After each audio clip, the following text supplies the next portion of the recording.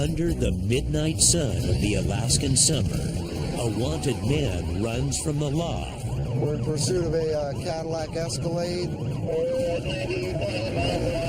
And the troopers must end the chase with minimal damage. 1722, passing the left. Off the road and on the river, fishermen breaking the rules can't hide from the wildlife troopers. Gentlemen, we need to talk. And deep in the backcountry, a leisurely rafting trip may turn deadly. One of them's unaccounted for. It's all in a day's work for the Alaska State Troopers. There's a bear. There's a bear.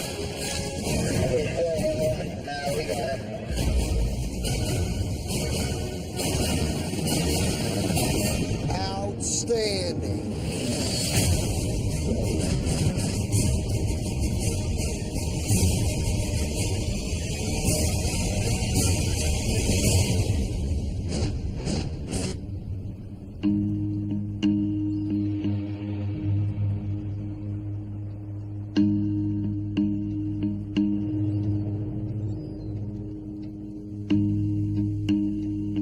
It's a hot June day in the Matsu Valley, and Trooper Doug Cook patrols the streets of Palmer, just 40 miles outside the state's biggest city, Anchorage. During the Alaskan summer, daylight can last 20 hours, so the roads are packed with activity. Drivers, pedestrians, 10-6 with a male hitchhiker, blue jeans and a black jacket.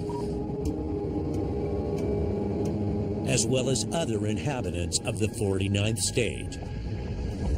When it starts to warm up, the moose get a little bit more active and they tend to spend more time crossing the roads. All of this makes a potentially fatal accident a very real possibility. Suddenly, dispatch sends Cook to assist Anchorage police with one of the most dangerous types of calls on this road. A high-speed pursuit. APD dispatch stated that they were trying to stop the vehicle for original call of violating conditions of release.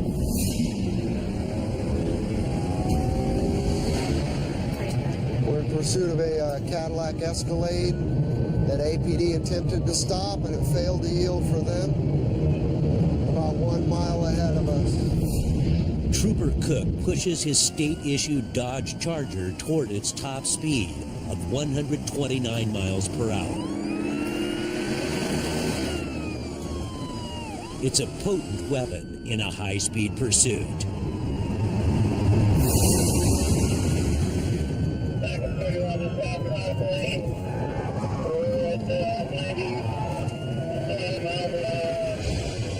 T-30-17. Chases like these are extremely dangerous, so the troopers must coordinate all pursuing units and send extra units ahead of the chase to help bring it to a safe end. 1B31, 1B22, there's a mobile spike rolling up behind me. We are at mile 46.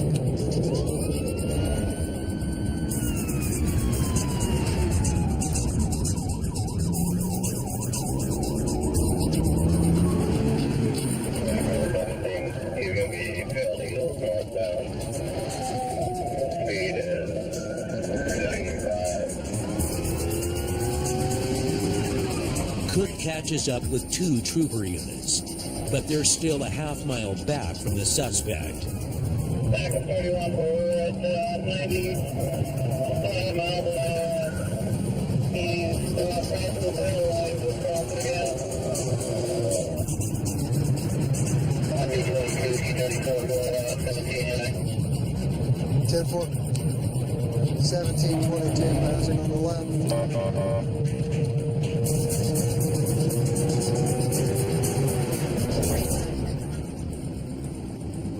It's not long before he catches up with the suspect.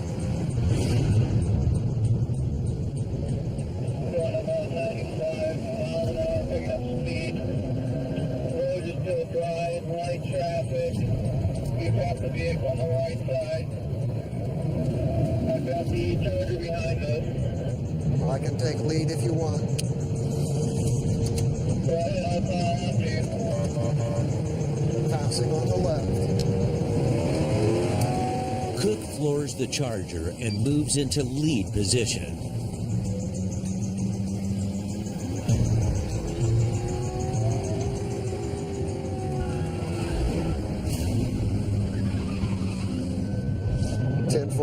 His driving is erratic. He almost lost it on a sweeping left-hand curve. He's passing another two vehicles into the yellow. Speed zone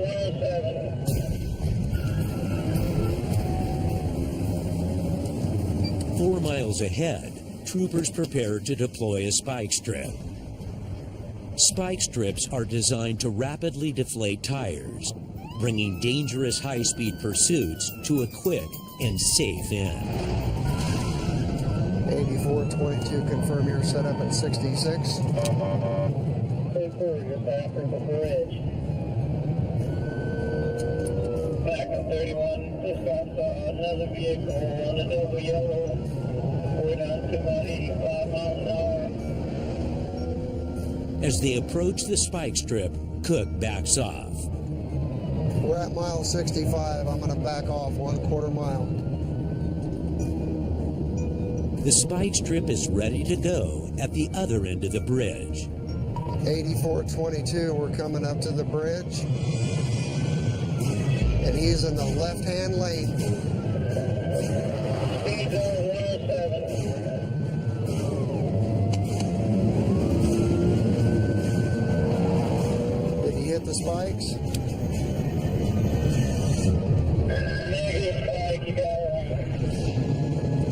The suspect pulls to the extreme left side of the road into oncoming traffic to avoid the obstacle. Copy, he got around him. 1B1722, confirm discontinued. No, we're done. We know who he is, and we can go from there. The troopers call off the pursuit for public safety. There's a construction zone 10 miles north. Cook backs off even further. Just lost sight of him at mile 73. We discontinued the pursuit. It's getting into a construction zone, which is a gravel road. We have identified the driver, and it's too much of a risk for the motoring public for us to continue this pursuit. We'll catch up to him. We know who it is. We've identified the vehicle, and we've identified the driver based on prior contact with APD, and he's a felon from what I can understand. He won't get away. We'll catch up to him.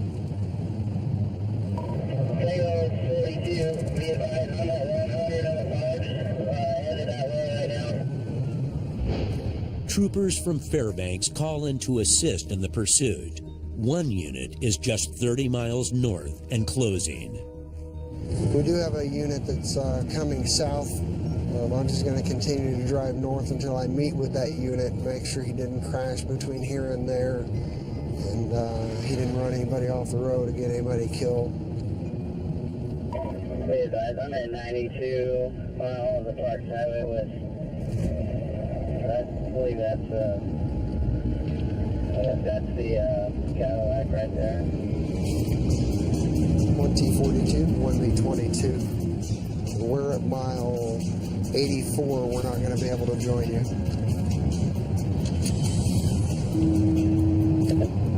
T42, 1B22.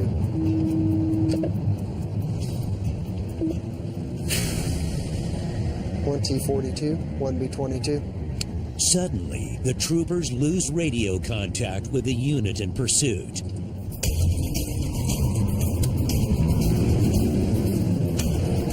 One of the Fairbanks units aren't answering the radio, and it may be somebody involved in this pursuit. If they're involved in the pursuit and they're not answering the radio, there's a possibility that something bad has happened to that particular officer.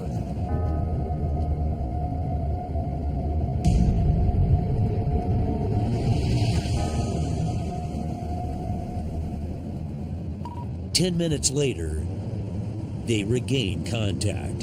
1B22. We just passed 165 mile right now. 80 miles ahead, troopers are setting up another set of spikes. As Cook heads north at a safe pace, he listens intently to the radio. Should you re-advise that mile marker that you'll be set up on again? I'll be at 184.5. There'll be a long straight stretch before you come to the curve of the bridge.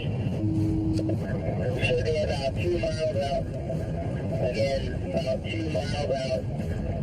Incoming right now. He's back in his lane. We slow down.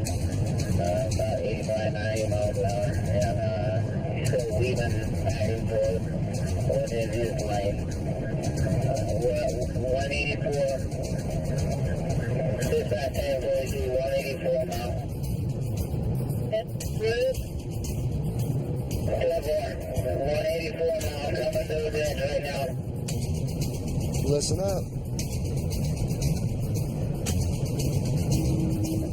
Spikes deployed, and we got him. He's still rolling. All the tires have been spiked. Outstanding. 32. We're up to 32. Those spikes are going quite well. He's 186.5. He's getting ready to put back. He's getting ready to foot bail right now. Yeah, 186.5. He's getting ready to put back. Even after 150 miles of chasing, the suspect refuses to give up. Survey 742, we're rolling again. He's doing a lot of moving around the vehicle. He's got something in his hand. Back off. Back off. 1T42. Anybody that can see through the back of the black tent window, he's doing a lot of moving around. Put your spotlight on him. Come on. T42, T2, back off and wait for the other unit. Good call, Lieutenant. Okay, he's going in the ditch. Flip out. Flip. He's out on foot. 1T42. 30, They just made the arrest. He's in custody. After initially dropping back, Cook makes it to the scene of the arrest. We got the tires back there at the bridge at the East Fork, and then he rode up here on rims, and then went off the road here and went on foot pursuit, and then Woodruff and I got him right up there. So Cook meets up with Trooper Jason Woodruff to pick up the suspect and transport him 150 miles back to jail. Hey, nice job. All right, thanks. Well done. Appreciate it. Well done. All right, it worked out. It did. Yeah, it did. 150 miles from when we started it to when we stopped it. And can get that low 48 minutes. I know. 18 to 120. I mean, he's pretty fidgety back Oh, there. Isn't he? he's just, it's all the, he admitted he's done a lot of coke and smoked a lot of crack. Trooper Cook pats the man down before transporting him to jail in Palmer. I don't even shaking up. All right, For sure. there you go. He's done it. Mr. Green, did you use the bathroom in his car? No, it's... No, there's a bottle. He had, Oh, We were, okay. he stepped on one. We were running and, Had a whole and the whole Okay. pit. All right. What was your first name again? George. Let's not meet like this again. Okay? For sure. All right. I appreciate it. Next time, just pull over. Okay? By the way, you're good, nice. Yes. All right. Going back here and passenger side. Thanks again, boss. Yep. Take it easy. Yeah, it's up.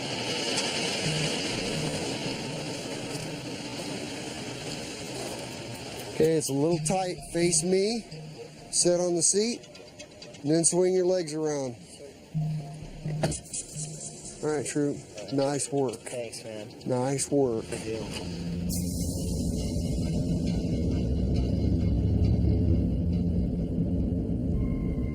You had to be getting pretty low on gas too, didn't you? I could have went another 3 miles.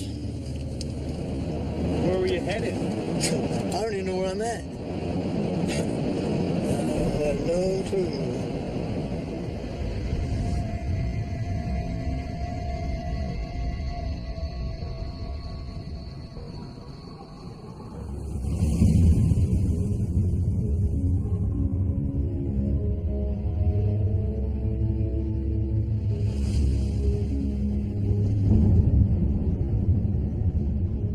Extended daylight and increased temperatures make June a popular month for tourism throughout the 49th state. 150 miles east of Anchorage in Copper Center, Wildlife Trooper John Simeon heads out to check on sport fishermen on the Clutina River. It's prime time for sockeye or red salmon fishing in this part of the state, and anglers from all over hit the rivers to enjoy the outdoors and catch some Alaskan salmon. Simeon's there to make sure they're all playing by the rules. Mind if I take a look at your fishing license real quick? There's something really that's surreal about Alaska. It captivates you, and all the years I was in the military in the lower 48, all I dreamed about was coming back home, and anywhere in Alaska's home. It doesn't have to be the place you were born or the place you grew up. If you come from Alaska, you always want to come back.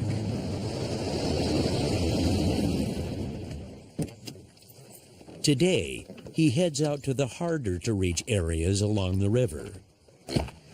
We're going to sneak down over the bluff here, see if we can see anybody snagging any reds out of the Clutina River.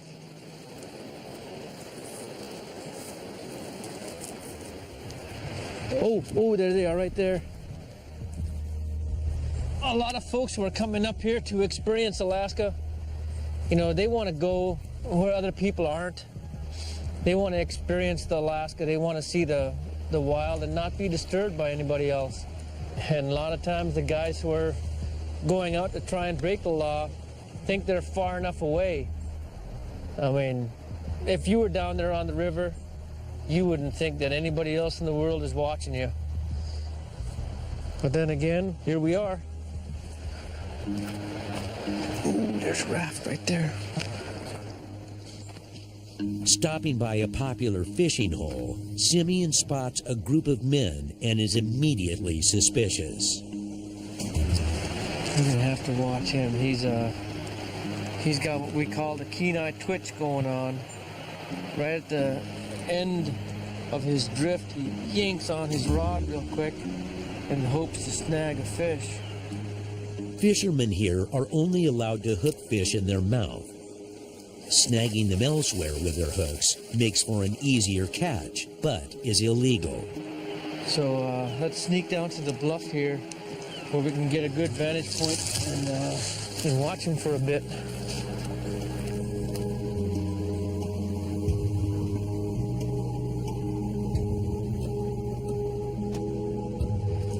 That's such a snagging move.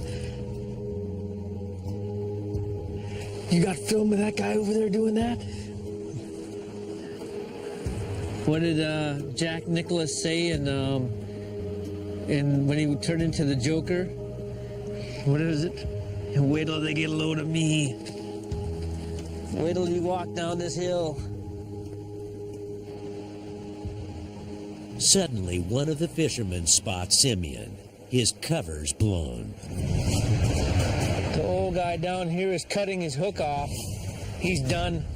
He's cutting his hook off. He knows we're busted. He's looking directly up here. He just busted me. I've got to go down there now because they're going to cut all their lures off.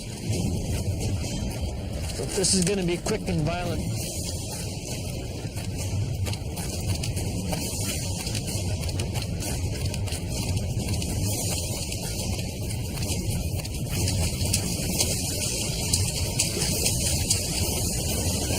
Sir, can I talk to you, please? Gentlemen, we need to talk. Where are you all from? We're from Utah. Utah? Okay. Well, my name is John Simeon. I'm with Alaska State Troopers. Okay, John. We need to talk about your fishing technique here. What do you call that violent twitch you guys do at the end there? Just a set. Flip? You don't set a hook unless you got a fish on the line. That's a snagging move. A citation for snagging could cost these fishermen hundreds of dollars. Snagging's illegal. Even attempting to snag is illegal. From watching you up there and watching you over there as well, I mean, you guys were ripping that thing at the end. Is this all the fishing poles you have here? Uh-huh. Yeah. So what's the blood from? And do you guys have any fish here? I got one sockeye over there. Okay. Simeon checks the fish to make sure it was justly caught. Okay, but you guys still haven't described that violent twist you guys do at the end of your drift. What do you want us to say, sir? Well, sir, that's a snagging motion. What's up with the other setups you have there? Well, we were thinking of fishing for king. King salmon are currently out of season on the Clutina, and the penalty for catching one in closed waters is up to $10,000. How long have you guys been fishing in Alaska? About 7 minutes. And you guys haven't caught a king out of this river yet this year? No, We just got started. Okay. Well, it's probably a good thing that I'm here today and early. You know, kings close on this river. There's no fishing for kings right now on this river. So it's probably good that I'm here a little bit early.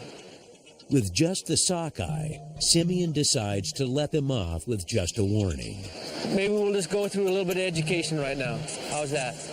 Save you guys several hundreds of dollars. Because that motion at the end of a drift is a snagging motion. Okay. And even though you guys could be not intending to do it, it's indicative of a snagging motion. So let's do that. Let's just go through some education. All right. We'll take care of it that way. Okay. I came blazing down this hill with all purpose to sight you guys, because I was like, holy moly, look at that. They're snagging. They probably have trouble hooks on. That's what they're doing. See? And he's not doing a violent jerk at the end anymore. But before he leaves, another visitor It's a arrives. sockeye. I don't care whether you're sweet. There's a bear. There's a bear. Hey! Hey!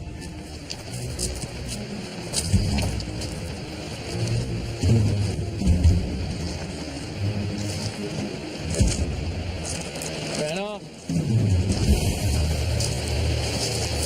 He's gone now. Yeah, he wasn't over there. We went back over.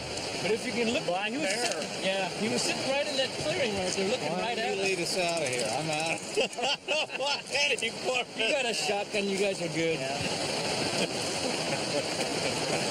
Good to meet you, Ward. You guys have a good day. Yeah, thanks, my friend. You bet. Appreciate it. Sir? Yeah, thanks for cutting some slack. You bet. So we'll take care of it that way. I'm pretty sure when I leave, if that bear doesn't come back, you guys are going to have a good day. I don't know about this. Make a lot of noise when you leave. Yeah.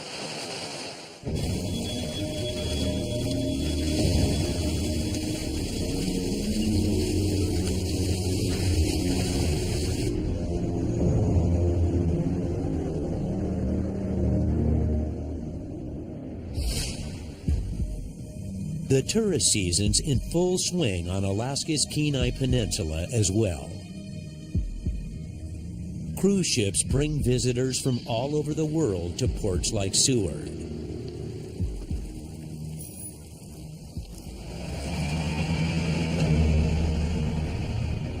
Sergeant Dan Cox patrols the busy Seward Highway north of town.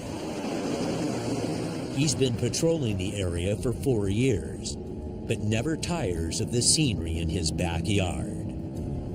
Talking with tourists and stuff that I come in contact with, they can't believe how beautiful Alaska is, and they pay thousands and thousands of dollars to come up and see things that I get to see every single day. I've been all over the world traveling and vacationing, and I've never found a place that I would rather live than Alaska.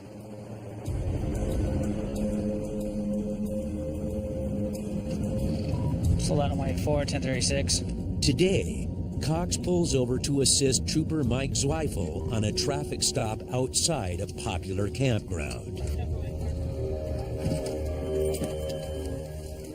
The passenger's on probation, and the driver doesn't have his license on him. Do you have anything that's got your name or anything on it, any type of ID at all? Because The driver informs him that he's from Washington State, but it doesn't check out. Washington just came back. There's no record of a person with that name and date of birth ever having any type of driving license or record out of Washington. Do you have anything that's got your name or anything on it? Any type of ID at all? I'm staying in Williams Park. I do have stuff in the camper where I'm camped at. What's going to happen? The other troopers on the phone with the probation officer will figure out what's going on with that.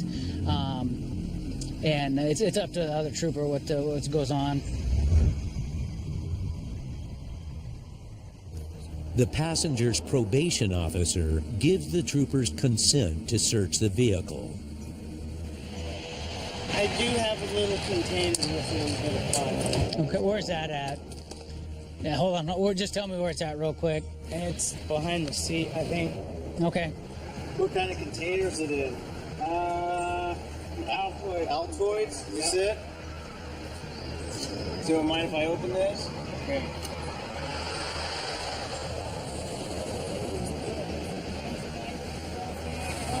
And the other one is a Vicodin, and I do have a prescription for it. Okay, where's your prescription? It's sitting in the camper. Okay. I don't take everything out with me. What are all these little baggies for? It's just to put stuff in to keep them dry. You just got a lot of them. Yep. It's good for lots of stuff. Just a little bit more marijuana. Oh, I didn't even know that was there. Okay. The baggies and pot indicate that the man could be dealing, but troopers still don't know who he is. At this point, we don't know about the driver. We can't find any record of him, so we don't know, is he a homicide suspect or has he got warrants out of somewhere else? We just don't know who he is. He states that he has identification at the campsite, so we're going to go down and try and identify him.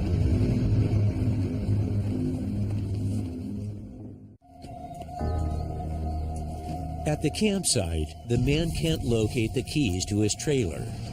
Crap. So they pop a window open to get inside.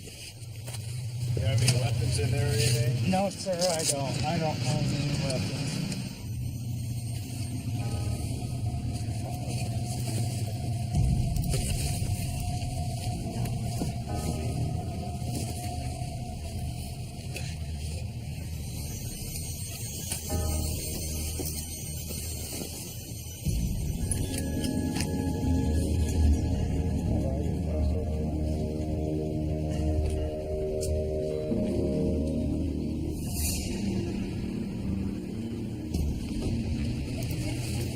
That's the title of the truck.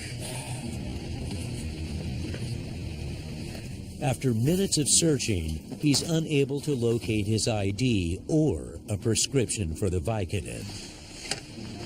All right, it's all secured up. Go ahead and turn around. Yep, bring your hands back here and place under arrest right now. The man's Alaskan camping trip is cut short, and he's booked on possession of 2 controlled substances, driving without insurance, and driving without a license, and taken to jail in Seward.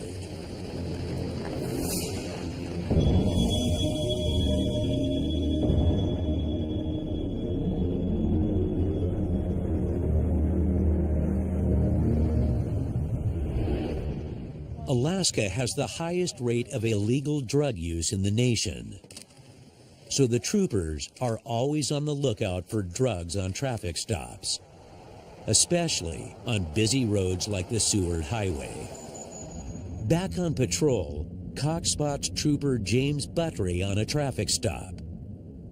So we'll stop here and back him up. Sold out in 184. I'm out with 44. They're right there, 44 line. I can smell dope in the car. She says it's in there. She doesn't know whose it is or where it's at. It's one of the 2 passengers, so I'm going to go talk to them real quick. Okay. Yeah. The driver and 1 passenger admit there's a small amount of marijuana in the vehicle. The driver won't consent to search the vehicle, but a 2nd passenger allows Trooper Buttery a search of his bag. So, how much is in there? That is probably closer to, I would say, maybe 1/8 of an ounce.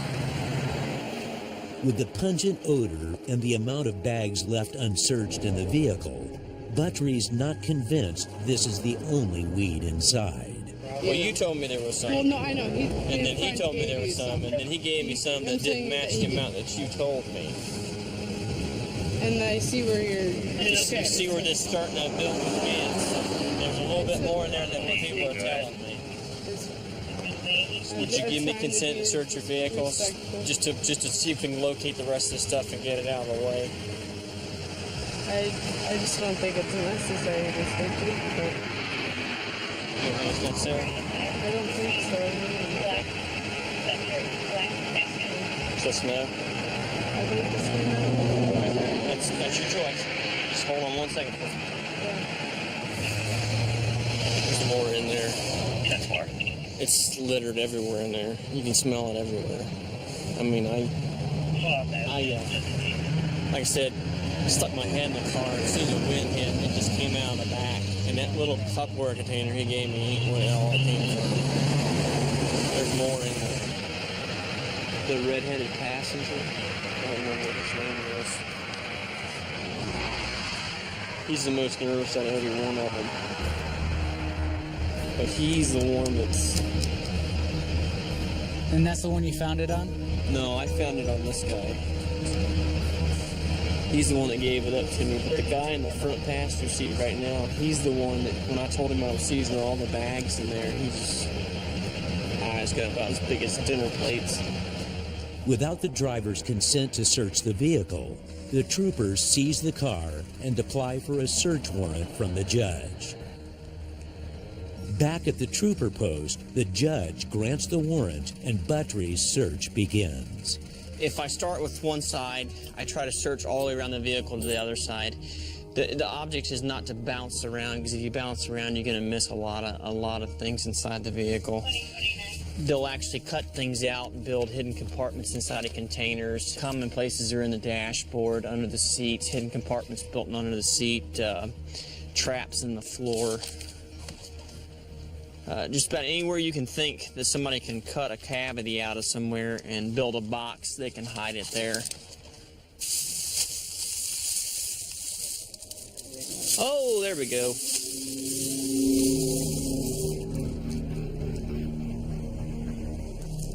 I think she was a little off in her estimation of a couple of eighths. Buttrey finds enough pot to charge the driver and one passenger each with a misdemeanor. 1, 2, 3 pipes, several packages of marijuana, both in here and also on the front seat passenger. It's a relatively minor charge, but for the troopers, every bust can make a big difference. The way I view things is every little bit counts. You just can't treat these little incidents like they're nothing. Our interaction with one individual may change their view on things. They may decide that they don't want to use marijuana anymore or use any illegal narcotics anymore, and they may clean their act up, and that's kind of the goal of everything.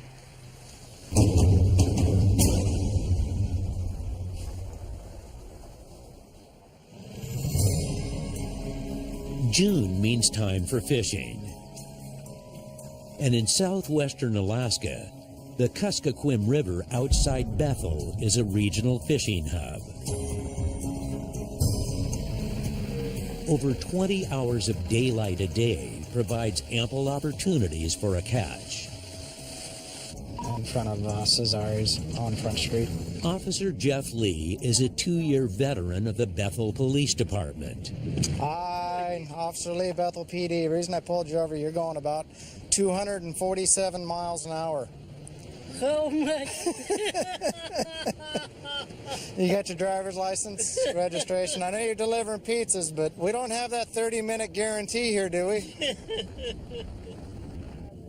Bethel is off the road system, so during summer, the Kuskokwim and surrounding waterways serve as highways for locals and industry alike.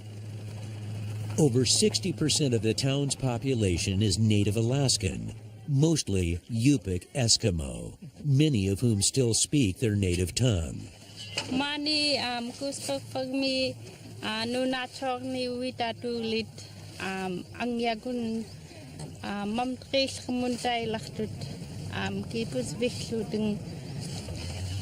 We do a lot of subsistence fishing. Many locals depend on the abundant hunting and fishing opportunities the region has to offer. See you, girls. Bye. As the family heads out to fish, Officer Lee starts his shift. During his years on the force, Lee's become accustomed to dealing with one of Bethel's biggest social problems. Most of your shift's going to be spent taking care of the intoxicated individuals that kind of wander around town. Give me your other hand. Basically, they're taken into protective custody. We try to find a place for them to go, either a sober relative or a sober friend that'll take them in for the night. If they aren't accepted somewhere, then we usually take them to the emergency room, have them medically cleared, looked at, and then over to the jail for sleep off. 99% of the time, they're repeat customers. Are pretty friendly for the most part. We just try to get them off the street. It's not such a big deal this time of year. About the worst thing they'd get is bug bites and, you know, possibly aspirate when they throw up. But during the frigid winter months, the job of caring for intoxicated subjects becomes even more important. Pretty common to have intoxicated individuals passing out on their front porch and actually dying. We had several this winter. We'll have them pass out in a driveway where they just can't go any further and they end up freezing to death.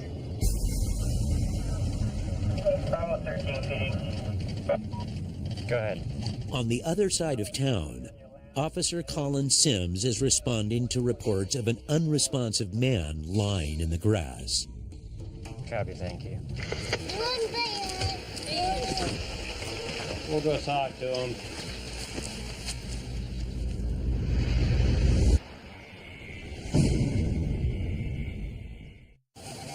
Wake up for me. You okay? Oh, What's going on? You're sleeping in the dirt. You have any ID on you? Are you sick? yeah, Are you drunk? yeah. No? Why are you sleeping in the grass then? As Sims assesses the man's condition, another intoxicated man shows up. I'm a neighbor. Okay. Do you know him? I don't even know him. You don't know him? Okay. Well, we'll take care of him. Okay? We'll get him to the hospital and then we'll get him a good place to sleep, okay? Okay, what I'm concerned is, what's his name? Can I have his name? No. Can I have his name? I think that's his name. No. You came out here. You're right. Let go of me. Yeah, and can I have his name? I think it's... Can I have his name? I just told you his name. What are you gonna do? We're gonna take him to the hospital. Step back. A community service officer arrives to transport the man to the hospital. You're in Bethel, okay? The only hospital in Bethel. The only one. Go back to your house. Okay? Okay. Okay. Have a good night. I'm having good night. I'm having good night. Don't step too close to me, okay? I'm having good night. Okay, good night then. Go. Let me help you up. Go. Go home. But looking at you. Don't point at me. Go home. Don't point Go at home. me. Go home now, or you're gonna go to jail. Go. Go home. Hey! You just pointed at my... Go home. We're gonna take care of him and you need to go home. Okay? For what? Because we're gonna take care of him. I can't have you yelling at me and take care of him at the same time. Go back to your house. We're gonna take him with us. And President Obama's gonna be okay with it? I don't know. You'd have to ask him. Write him a letter. Sims tries to get the man to return to his house peacefully. Where do you live? Which one of these houses? I don't care. I don't even need to tell you. Are you gonna go back inside? Yeah, Okay then. Is this your dad? this is Iraq. This is Iraq. Will you get him inside before he does go to jail? This is Iraq. This is Iraq.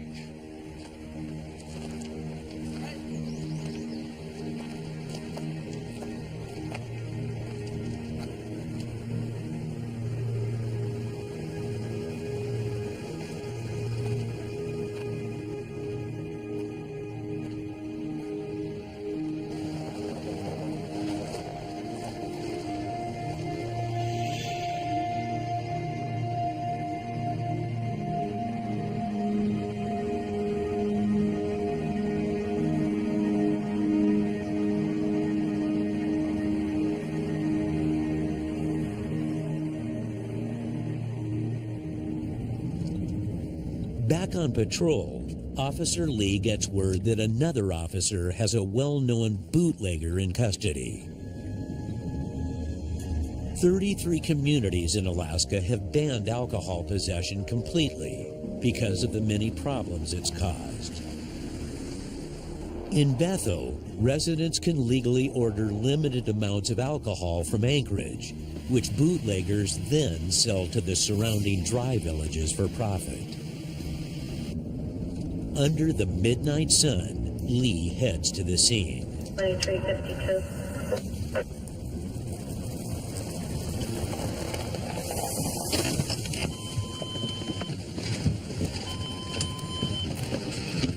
I had a couple guys stop me and say, you know, there's a whole group of people here waiting for some bootleggers coming. Oh, really? Yeah, so I'm sitting there talking to them. This car drives by, and I says, "You got them?" And they're like, "Yeah." This whiskey goes for only $11 a bottle in Anchorage, but in the outlying villages, these 11 bottles could bring in over $900 for the bootleggers. What's going on tonight? Why'd you guys get pulled over? I have no idea. You have no idea? Whose booze? I don't know. It's not yours? The passenger's not saying much, so Lee presses him further. Whose bag? Not mine. I don't know. So there's two of you in the car. It's not mine. So whose is it? I don't know. It's the mysterious booze bunny? Not mine. Okay. So who's the one out bootlegging? Not me. Not you? Not either? I don't know. It's not mine. Okay, that's not what he's saying. It's not mine. Okay. Well, hold on a second. Despite the man's refusal to talk, Lee finds out he's got a warrant.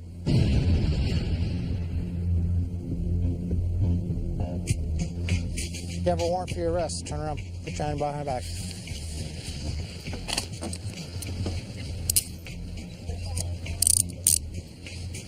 What? You got a warrant for your arrest for assault in the 4th degree. But it gets worse. Lee finds a pipe. Anything to go with that? Okay. What is this? Dope. That's dope? Okay. All right, let's go this way. Both individuals are transported to jail. It's a good catch for Bethel PD. We're not allowed to order alcohol. We can have alcohol here in Bethel.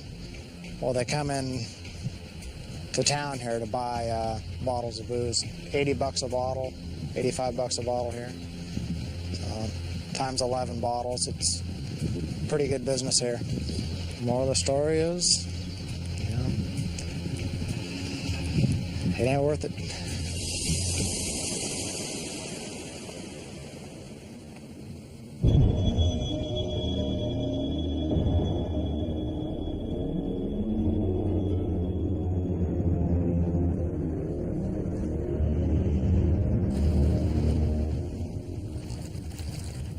Back on the Klutina River in south central Alaska, the fishing continues.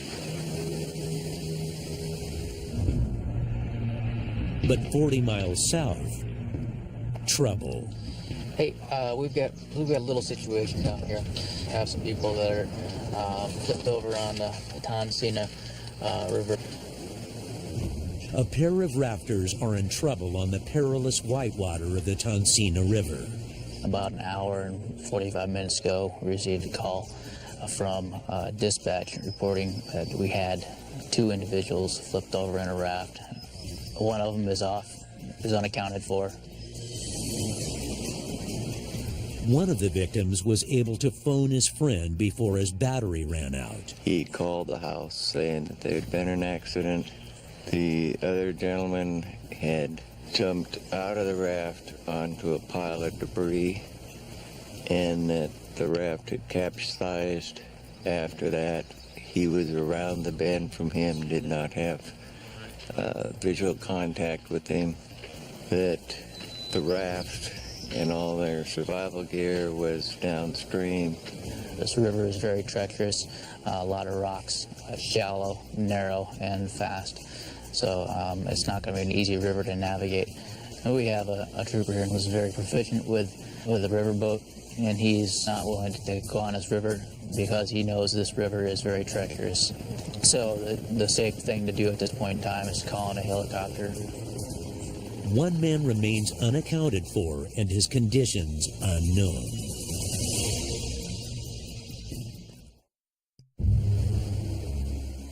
If the lost boater submerged during the accident, hypothermia is a very real possibility. If they're going to be cold, first of all, we need something to get them warm. I don't know if they have any kind of trauma at all. So I got a basic emergency kit. Local rescue workers soon arrive, and the team gears up and heads out to locate the 2 victims.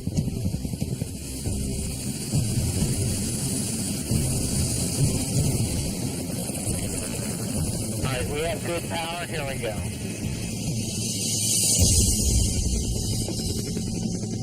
Reportedly on a sandbar on the side, but we'll look for somebody waving.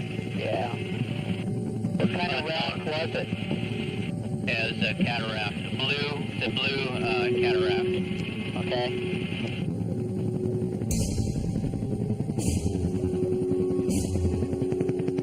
No sign of the victims yet, but they spot what's left of the raft. Looks like it might be. Oh, there it is. There's a raft. There it is. Kayak.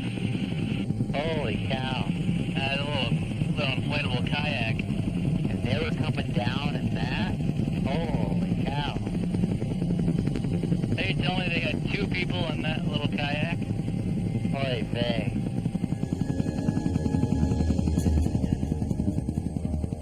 The team finds the raft. Now they can only hope to locate the men quickly. We could go a long distance. Probably. There we go, right here on the left. Okay, on the left side. Okay, I have it. That's the yellow and the brown, looks like. All right.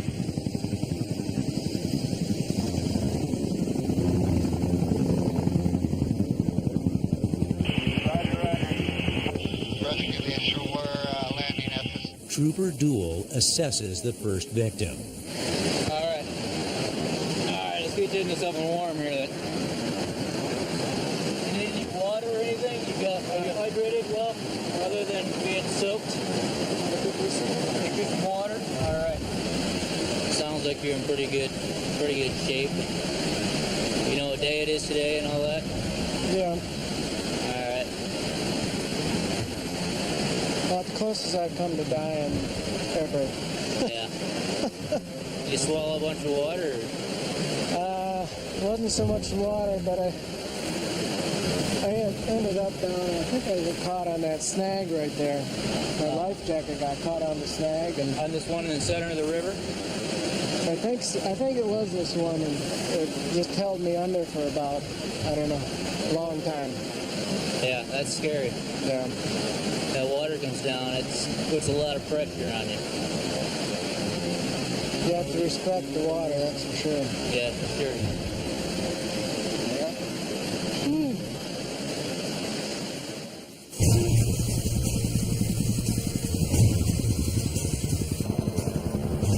Cold and shaken up, but in stable condition, they transport the man back to base.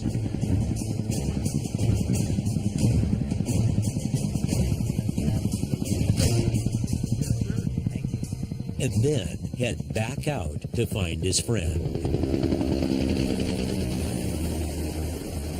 Okay. That's crazy that they floated down this far. It's caught under debris of some sort. What I'm going to try to do is we're just going to go and slowly, you guys will look down in the trees to see if we can find them. Okay. See that white right there? They spot a makeshift SOS signal on the beach below. And just downriver, they spot their man. There he is.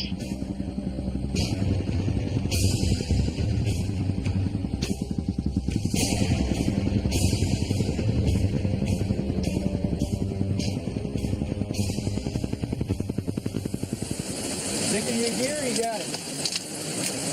You okay, sir? Yes, sir. All right, glad you had your life vest on. Oh, absolutely. Not just a life vest, but a good one. What's that? Not just a life vest, but a good one. Good. Back at base, the two friends are reunited after a nerve-wracking afternoon. I think I was a lot more worried about him. He was the one in the water, and I watched him go around the corner and disappear, thinking I'm not going to see this guy, you know, possibly again, and I didn't know what's going to happen. And then you're sitting out there, and you're like, okay, your buddy just disappeared around the corner in the water. What are you going to do? And the first thing came to my mind when we launched the boat, our buddy Carl told him, you know, if we're not back by 11, call out the troopers.